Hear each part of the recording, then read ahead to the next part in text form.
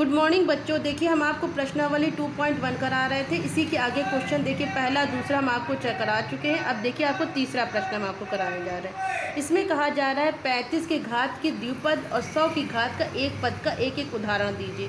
देखिए 35 की घात, अब आप कुछ भी ले लीजिए। जैसे अब हम उदाहरण दे रहे हैं, जैसे तीसरा हम उदाहरण इसे ले सकते 3x की घात 35 प्लस 7।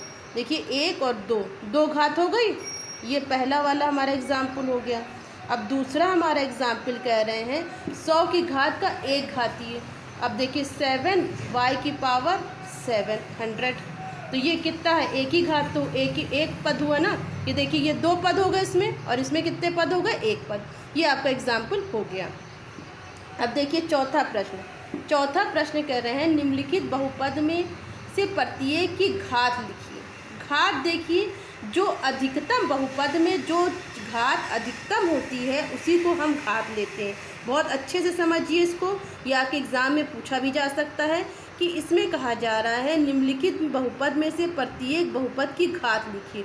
जो आपकी अधिकतम x की घात होगी वही उसकी घात होगी। इसमें देखिए अधिकतम घात कितनी है, x की घात 3 है, 2 है और 1 है। तो अधिकतम कितना हो गया, 3। तो बहुपद की घात कितनी हो गई, 3। बहुपद की घात कितनी हो गई, 3। इसी तरह देखिए इसमें कह रहे हैं, इसमें देखिए आपकी बहुपद की घात कितनी है, 4 माइनस वाई की स्क्वायर। तो वाई अधिकतम घात कितनी है, 2। तो इसमें अधिकतम घात कितनी हो जाएगी, 2। और इसमें देखिए बच्चों क्या है, 5t माइनस √7। इसमें 1 है, तो अधिकतम घात कितनी हो जाएगी, 1। और इसमें देखिए कोई भी आपका चर है ही नहीं।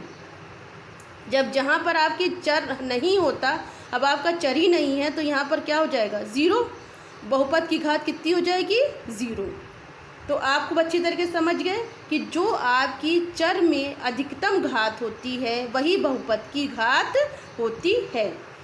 जिस बच्चे को अगर समझ में ना आएगा वो हमसे ये क्वेश्चन फिर से भी पूछ सकता है। अब देखिए पांचवा क्वेश्चन बच्चों कह रहे हैं बताइए कि निम्नलिखित बहुपद में कौन कौन से रैखिक, कौन कौन से द्विघातीय और कौन कौन से त्रिघातीय। पहले हम आपको रैखिक बता दें। रैखिक किसे कहते हैं, वो बहुपद जिसकी घात 1 होती है वो रैखिक होता है। देखिए example for example 1 + x 3t, ये आपका रैखिक हो गया। अब इसके बाद आपका हो गया है द्विघातीय। द्विघाती एग्जाम्पल आपका देखिए क्या होगा, जिसकी घात, जिस बहुपद की घात 2 हो वो द्विघाती होता है। देखिए यहाँ पर क्या है, x² प्लस x वो द्विघाती है, और आपका कौन सा है, y + y² + 4 द्विघाती है, ये आपका द्विघाती है। अब आपका आ गई त्रिघाती। वो बहुपद जिसकी घात 3 होती है वो त्रिघाती है। देखिए अब आपका ये क्या हो गया, x - x³ त्रिघाती हो गया, और ये 7x³ आपका त्रिघाती हो गया। अब आप लोग को अच्छी तरीके से समझ लीजिए द्विघाती किसे कहते हैं, त्रिघाती किसे कहते हैं। वो बहुपद जिसकी घात 1 होती है वह रैखिक हो गया। वो बहुपद जिसकी घात 2 होती है वो द्विघाती हो गया।